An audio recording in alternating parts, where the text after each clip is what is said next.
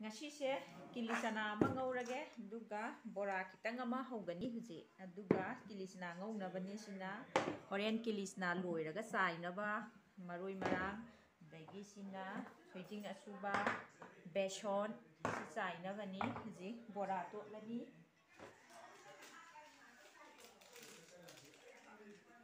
jira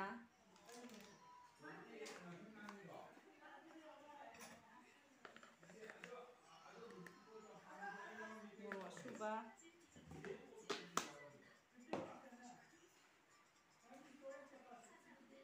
machan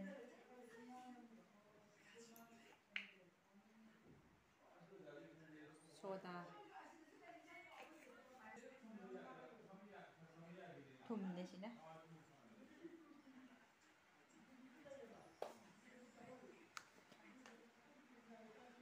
sina jira suba powder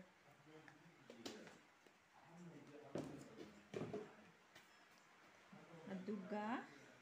sumaina hana loi nairani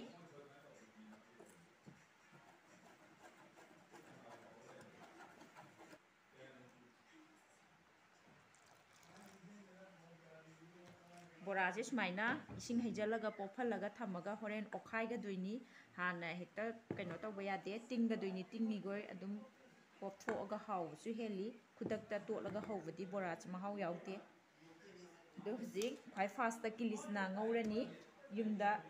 chanaba semjabani hujik Kilichana ngawbegi thaw heirage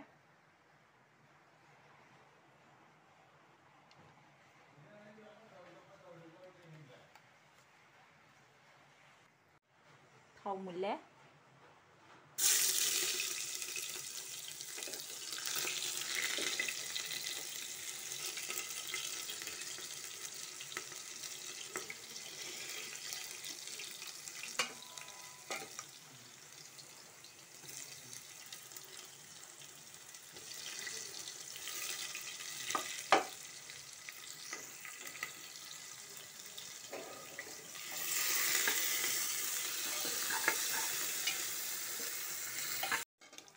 Padigo masubane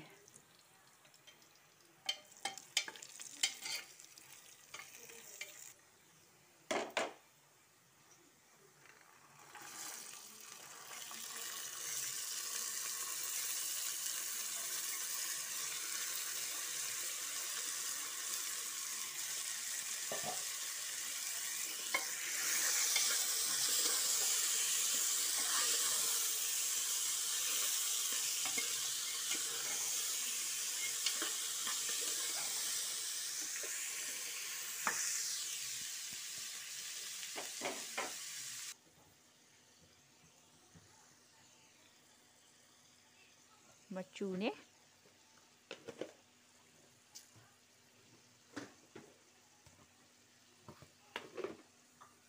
moroknya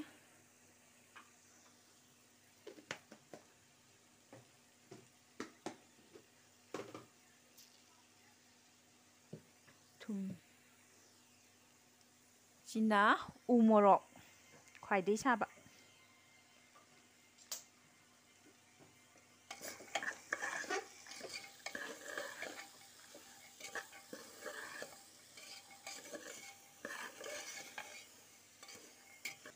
mahi hapsalani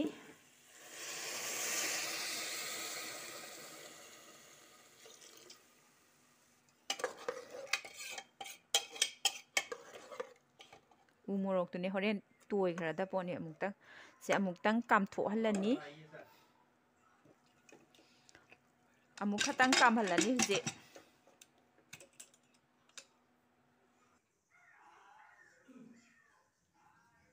ngasagi beson tingaga thambadune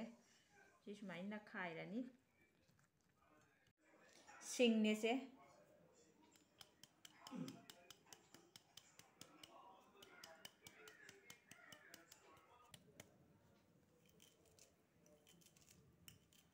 bora da sumaina sing hapase yam hawi sina nakupine nakupidang tawgani kupna soiraga bora se matumne tawdoise tilhau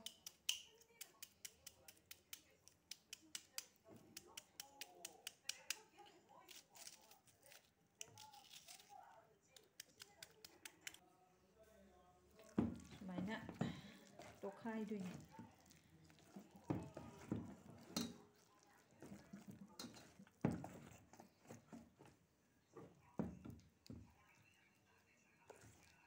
ꯁꯤ ꯇꯣꯈꯥꯏꯕ ꯂꯣꯏꯔꯦ ꯉꯥꯏꯍꯥꯛ ꯁꯨꯃꯥꯏꯅ ꯊꯝꯃꯅꯤ ꯑꯗꯨꯒ ꯁꯤꯒꯤ ꯅꯥꯀꯨꯞꯄꯤꯁꯦ ꯀꯨꯝ ꯁꯣꯏꯕꯁꯦ ꯕꯣꯔꯥꯁꯦ ꯃꯇꯨꯝ ꯃꯇꯨꯝꯅꯤ ꯇꯧꯒꯗꯣꯏꯁꯤ ꯂꯣꯏꯔꯦ ꯍꯧꯕꯗ ꯑꯃꯨꯛ ꯎꯠꯂꯛꯑꯒꯦ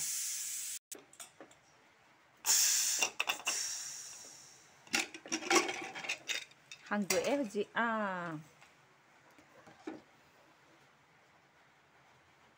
ꯌꯥꯔꯦ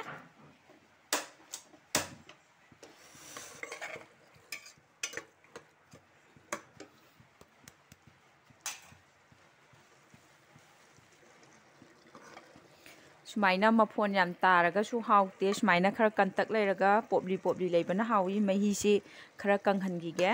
ꯃꯩꯁꯤ ꯄꯤꯛꯅ ꯂꯩꯊꯔꯒ ꯊꯝꯃꯅꯤ ꯍꯥꯎꯔꯅꯤ ꯃꯅꯝꯒꯗꯤ ꯈꯔ ꯅꯨꯡꯁꯤꯔꯦ ꯑꯗꯨꯝ ꯁꯤꯅ ꯀꯤꯆꯟ ꯀꯤꯡꯅꯦ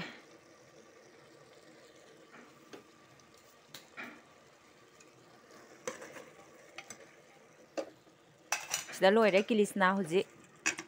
ꯆꯥꯔꯅꯤ ꯁꯤ ꯅꯥꯀꯨꯞꯄꯤꯅꯦ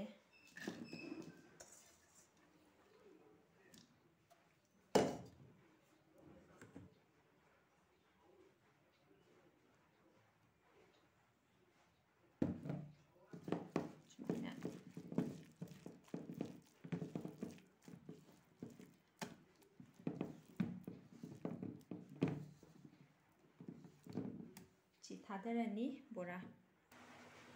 ꯊꯥꯎ ꯁꯥꯔꯦ ꯕꯣꯔꯥꯁꯦ ꯁꯨꯃꯥꯏꯅ ꯃꯇꯨꯝ ꯃꯇꯨꯝ ꯇꯧꯕꯤꯁꯤꯅꯤ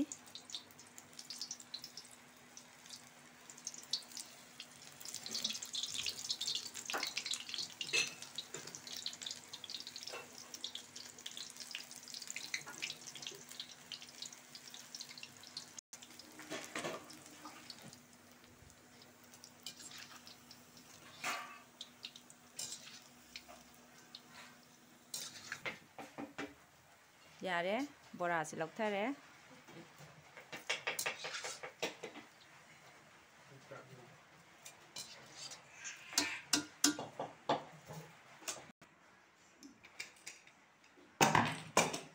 ꯀꯤꯂꯤꯆꯅꯥꯗꯣ ꯌꯦꯡꯉꯣ ꯍꯧꯖꯤꯛ ꯆꯞ ꯆꯥꯔꯦ ꯁꯨꯃꯥꯏꯅ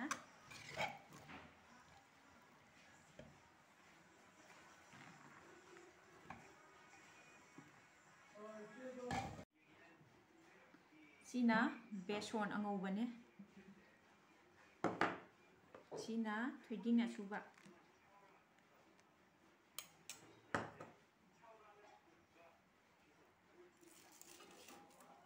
ꯁꯤꯅ ꯁꯤꯟꯖꯥꯛ ꯃꯔꯨꯅꯦ ꯃꯅꯝ ꯌꯥꯝ ꯅꯨꯡꯁꯤꯕꯗꯨꯅꯤ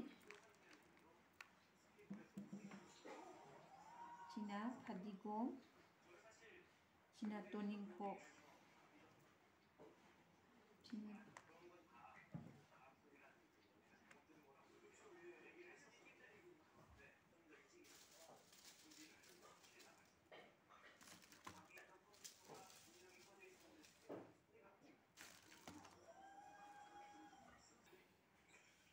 ꯉꯁꯥꯏ ꯀꯤꯂꯤꯆꯅꯥꯗꯣ ꯁꯦꯝꯃꯦ ꯑꯗꯨꯒ ꯕꯣꯔꯥꯗꯣ ꯁꯦꯝꯃꯦ ꯍꯧꯖꯤꯛꯇꯤ ꯌꯥꯎꯁꯪ ꯂꯥꯛꯑꯕꯅꯤ ꯑꯗꯨꯅ ꯌꯥꯎꯁꯪ ꯂꯥꯛꯑꯕꯅꯤꯅ ꯀꯤꯂꯤꯆꯅꯥ ꯕꯣꯔꯥ ꯁꯤꯡꯖꯨ ꯌꯥꯝ ꯍꯥꯎꯕ ꯃꯇꯝꯅꯤ ꯏꯃꯥꯟꯅꯕꯤ ꯃꯌꯥꯝꯒ ꯆꯥꯃꯤꯟꯅꯕꯗꯣ ꯑꯗꯣ ꯉꯁꯤꯒꯤ ꯀꯤꯂꯤꯆꯅꯥꯁꯦ ꯌꯥꯝ ꯍꯥꯎꯔꯅꯤ